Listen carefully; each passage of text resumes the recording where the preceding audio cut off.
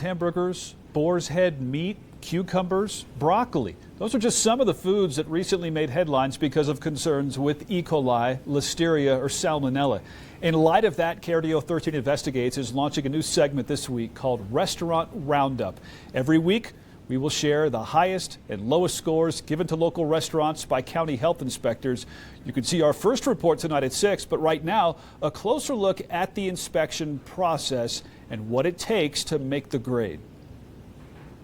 Walk me through your cool down process. Kevin Bauer is one of 20 inspectors with the El Paso County Public Health Department, which is responsible for keeping roughly 3,000 restaurants in line. We're one of the pillars for public health, and we do pride ourselves with keeping the public safe. Dwayne Dominguez is one of the retail food program managers. He says depending on the level of risk, a restaurant might be inspected every few months or every other year. They are unannounced, and the scores are immediately posted online when they're done, with some violations carrying more weight than others depending on the level of risk they pose to food safety.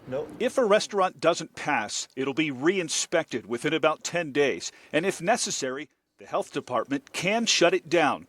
Dominguez admits that learning and understanding all the regulations isn't easy. Our regulations are over 300 pages. Dates look really good. But he believes they are fair and not too strict. You know, health code is very vast, but a lot of this stuff is just common sense. Chris Drews is the executive chef at the Rabbit Hole downtown. He told us food safety is a culture that starts at the top. You know, we have great owners in this company who are very passionate about their staff and the services we provide, and that transitions down to the upper management, myself and a few other people, and then we're blessed to have below us a management staff that also is very passionate for the service industry.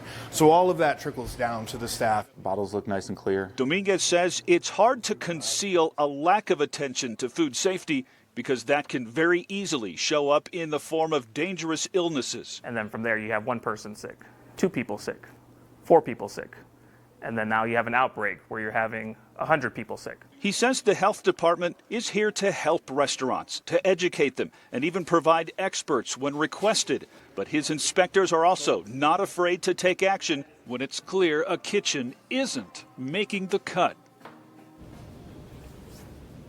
Once again, we will share our first restaurant roundup report in a little less than an hour or so with the high and low scorers.